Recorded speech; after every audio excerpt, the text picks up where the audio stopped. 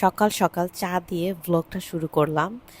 Hello, আসসালামু আলাইকুম everyone. আমার ইউটিউব ফ্যামিলি সবাই কেমন আছেন? আলহামদুলিল্লাহ, আল্লাহ আপনাদের সবাইকে খুবই ভালো লেগেছে।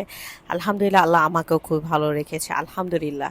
আর এই তো সকাল সকাল চা বানাইতেছি, কারণ চা ছাড়া আমার সকালটা হওয়াটা খুবই কঠিন। আমার থেকে আমার হাজব্যান্ডের বেশি কঠিন, কারণ ওর চা না খাইলে ওর মনে সকাল শুরু হয় না। আর এই তো পাশে চলতেছে ফ্রোজেন পরোটা ভাজতেছি, কারণ আমি সব সময় পরোটা বানিয়ে রেখে দিই ফ্রোজেন হিসেবে। যখন আমার কাছে মনে হয় আমি তেল দিয়ে ভেজে পরোটার মতন করে খাবো, তখন আমি পরোটার মতন করে খাই। আর যখন আমার মনে হয় যে না, আমি পরোটাকে আমি মানে রুটির মতন করে ভেজে খাবো, তখন আমি রুটির মতন করেই খাই। মানে আমি সবসময় রুটি আর পরোটা সেম শেপই দিই। এটা আমার কাছে কেন জানি মনে হয় ইজি ওয়ে। এই তো আজকে আমি এটাকে তেল দিব না, এভাবে রুটির মতন করে ছেঁকে খেয়ে ফেলবো। এই তো তার পাশে করব ডিম পোচ করার জন্য প্রিপারেশন নিতেছি। আর আমি কিন্তু দুপুরে রান্নার জন্য সব কিছু রেডি করে রেখে আসছি। এই তো সব কিছু রেডি করে রাখছি, এখন আসছে এটা ভাজতে। এই মাটির ইটা নিয়ে সবাই আমাকে ফেসবুকে অনেক কমেন্টস করছেন যে আপু এটা কি ফেটে যায় কি না। না আপু, এই মাটির ইসের মধ্যে ফেটে না, কিন্তু এটা একটা প্রসেসিং আছে, আপনার প্রসেসিং করে ইউজ করতে হবে। প্রসেসিংটা হচ্ছে হালকা একটু তেল মেখে এটাকে আপনি চুলার মধ্যে রেখে দিবেন 3 থেকে 4 ঘন্টা পর্যন্ত। তারপরে এটা ইউজ করবেন, কিচ্ছু হবে না। এটা আমি প্রায় 1 বছর ধরে ইউজ করতেছিলাম। আমি এটা ঢাকায়ও ইউজ করছি, তারপর এটা আমি নিয়ে আসছি সাথে করে দেশে ইউজ করার জন্য। আমি অ্যাকচুয়ালি ট্রায়াল দেওয়ার জন্য যে কীরকম হয়। অ্যাকচুয়ালি মাটির চুলায় এটা দিয়ে রান্না করতে গেলে খুব লেন্থি প্রসেস। মানে একদম আপনার বসে থাকতে হবে, আপনার পিঠ ব্যথা হয়ে যাবে। মানে রান্না করাটা মাটির চুলায়, মাটির হাঁড়িতে রান্না করা খুব কষ্টের একটা বিষয় আমার কাছে মনে হইলো। আর আমি এটা তাড়াতাড়ি করে ভেজে ফেলছি। এটা কিন্তু কালীবাউস মাছ। আর ছোট সাইজ, এটা কিন্তু বড় সাইজের না, ছোট সাইজের কালীবাউস মাছ। আর এখানে আমি মশলা কষিয়ে নিতেছি, মশলা কষিয়ে না সরি, এখানে আমি শুটকি দিয়ে ধুন্দুল দিয়ে রান্না করতেছি। কিন্তু আমি বলে শুটকি বলে দেই নেই, এই রান্নাটা একটা হাস্যকর বিষয় হইতেছে। আমি শুটকির পরিমাণ এতই কম দিছি যে আমার এই তরকারিটা খেতে খুব একটা মজা হয় নাই, মানে খুব অ্যাভারেজ হয়েছে। তার জন্য মানে আমি নেক্সট টাইম চিন্তা করছি শুটকির কোনো তরকারি রাঁধতে গেলে অবশ্যই আমি শুটকির পরিমাণটা বাড়াইয়া দিব। এখানে আমি চাপা শুটকি আর দুন্দুল দিয়ে রান্না করতেছি।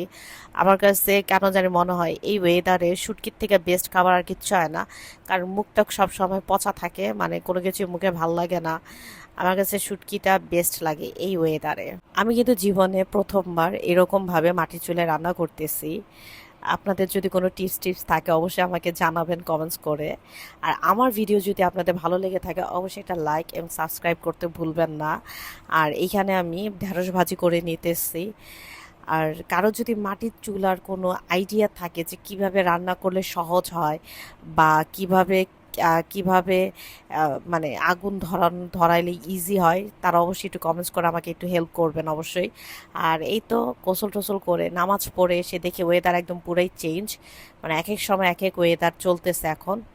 আর ওইটা আমি কাপড় চোপড় আনতে চাইতেছি দৌড় দিয়ে, কারণ এর আগে আমার এই চুলাটা জানি নষ্ট না হয় তার জন্য আগে জানালাগুলো লাগাইতে হবে, কারণ জানালা দিয়ে পানি আসলে পরে আমার চুলাটা ভিজে গেলে পরের দিন আমার আগুন ধরাইতে তার চেয়ে বেশি কষ্ট হবে। আর এই তো জানালাগুলো আমি লাগিয়ে নিতেছি। এটা হইতেছে মাটির চুলা রান্নার একটা মজার বিষয়।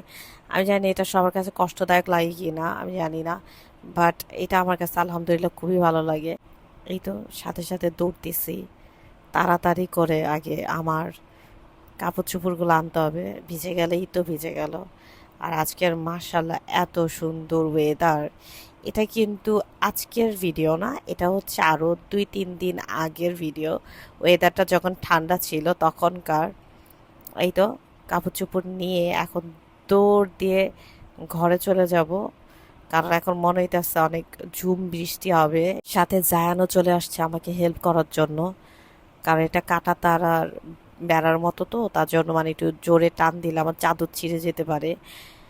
আর এই তো ওয়েদারটা এক এক সময় এক এক রূপ ধারণ করে, গ্রামের ওয়েদার এক এক সময় এক এক রূপ ধারণ করে, এটা খুবই একটা মজার বিষয়।